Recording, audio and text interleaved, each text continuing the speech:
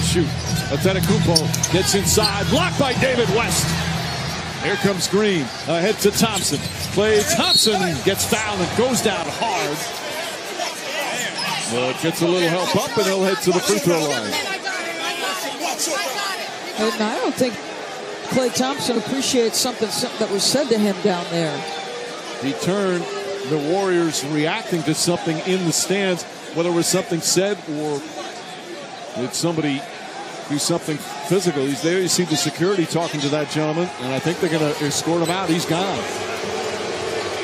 Bradley Center security right on top of that. Crowd doesn't like it, but if he did something, boy, you like to see them take that quick action. Just watch the end of the play. This is a little bit of a scary call because he barely gets his hands down now. Yeah, see, he's barking something at Klay. And the guy at the free throw line is as impassible a personality as you'll find. Very rarely will you see Klay's emotions get too high or go too low. So whatever this guy said had to be egregious to get this kind of reaction from this particular player.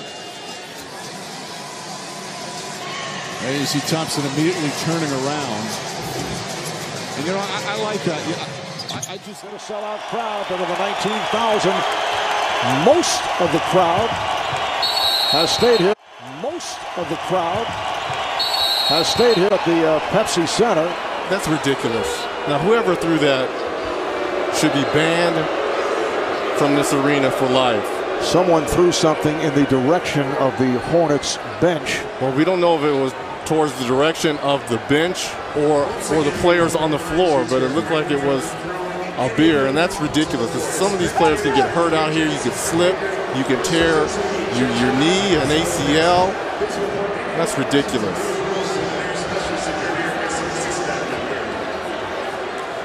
I think fans are trying to identify who. Well, someone next to him needs to call him out. Step up to the plate if you were around this idiot.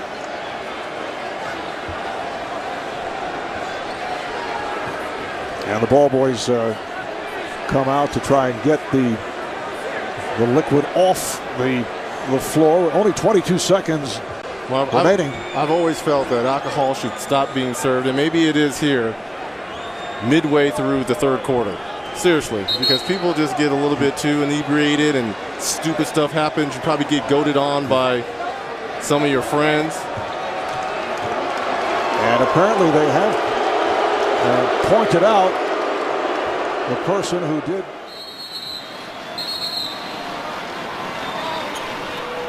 They had a camera with a flash. I mean, really, James Harden, is it that big of a deal? You're about to throw an attempt to look like you're going to throw a ball? He's awesome. Now, you can't do that at a game, but I almost thought security up.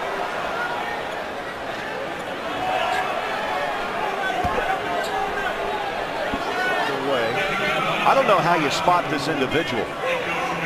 It's almost someone has to tell him. It's tattletale time. Who's going to rat it out? Who is it? Not me.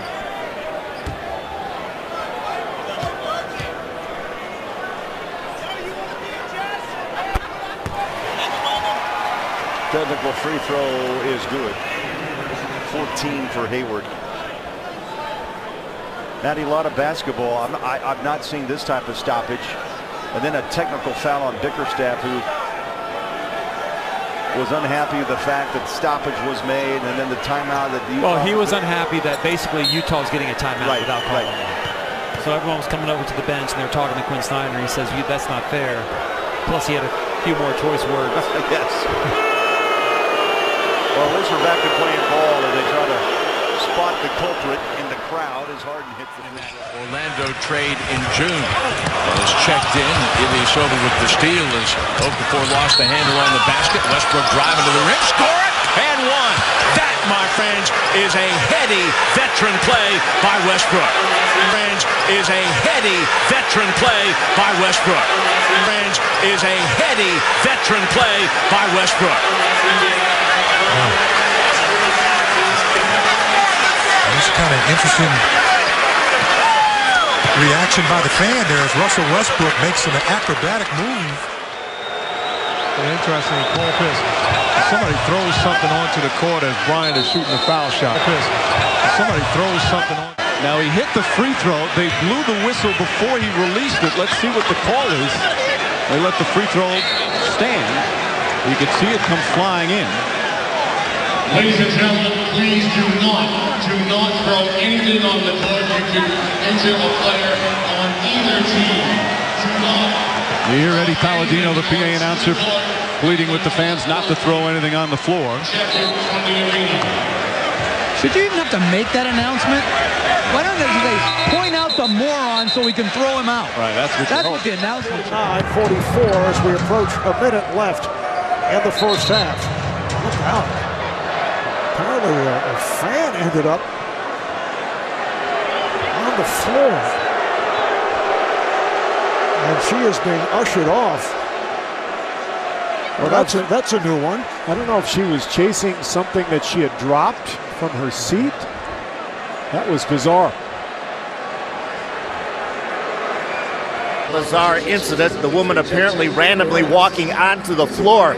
However, this lady has a history with the Nuggets. I talked to a couple of the detectives. Detective Todd Erickson, who had immediately grabbed her and walked her off the court, said several years ago she was found stalking or following several players. She has basically been banned from the arena, but she got in tonight. She was taken over to the... How does it feel to be a pussy-ass bitch? Hey, watch your mouth, woman! Watch your mouth, woman!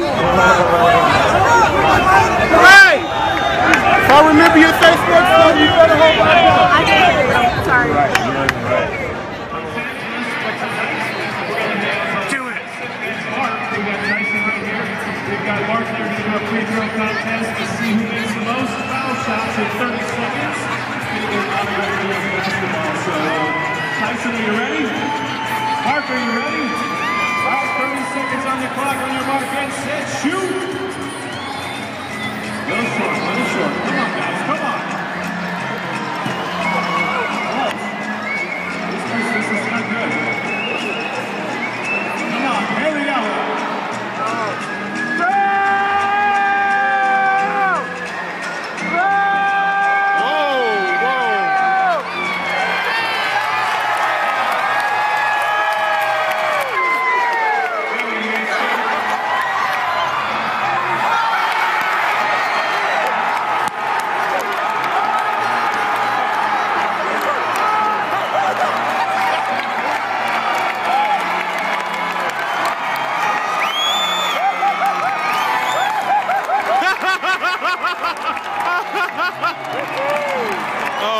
Some funny shit right there. The ball, they won't, in all likelihood, make the pass. CJ to a rolling Turioff, and Oni will get to the line. Or not. It was an inadvertent whistle. That whistle came, every player stopped. Was the whistle from the stands, or where was it? And then Salvador's going to allow a steal and a dunk when every player stopped on the floor. Don Nelson is beside himself. There clearly was a whistle on the floor because all 10 players stopped after Kirilenko hit Turioff. They allowed play to go on and allowed a free dunk. Well, the rule in football, the NFL, is that whistle blows, everything stops. Sometimes an inadvertent whistle hurts people. This inadvertent whistle continued on, and they allowed it. And that is your whistle. They're gonna make an announcement. Bennett Salvador told Leon Wood, "I heard it." Well, if you heard it, then stop the game. See, it wasn't an official's whistle. It was somebody in the stands. The Warriors kind of letting it slip away. A very odd final minute. There, good camera work from Dan Becker in the truck there. There's your end zone official, if you will. The officials were talking to Don Nelson and us about the inadvertent whistle that occurred in the final minute. And the officials say it wasn't our whistle, so we don't have anything other than ejecting the fan if we catch him. That's the only thing they can do. The problem is And Leon Wood was just discussing this. What if you had a tie game with 20 seconds left?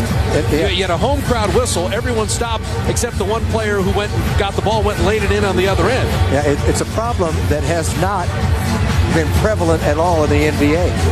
And Leon Wood told me he knew what section it came from. The kid with the imitation jersey of an official didn't have a whistle, but he thinks it's someone right in that vicinity. Yeah, because that's, you want to talk about the home court advantage. You start blowing random whistles and the other team keeps playing and giving away free baskets. They won't do it again. Because the 10 players have stopped. But the damage has been... Jerusalem, Israel. Excitement runs high at a pro basketball game when a horrifying sound rocks the arena.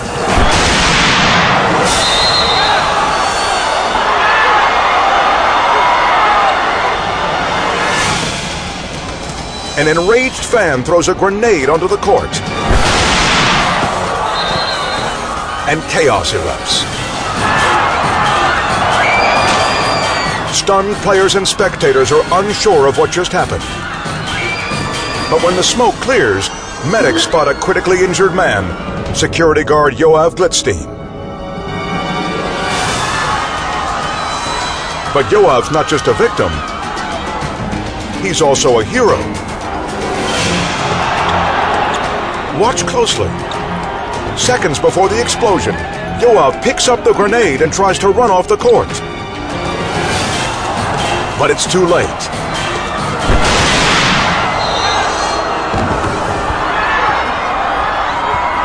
Yoav writhes on the floor in excruciating pain.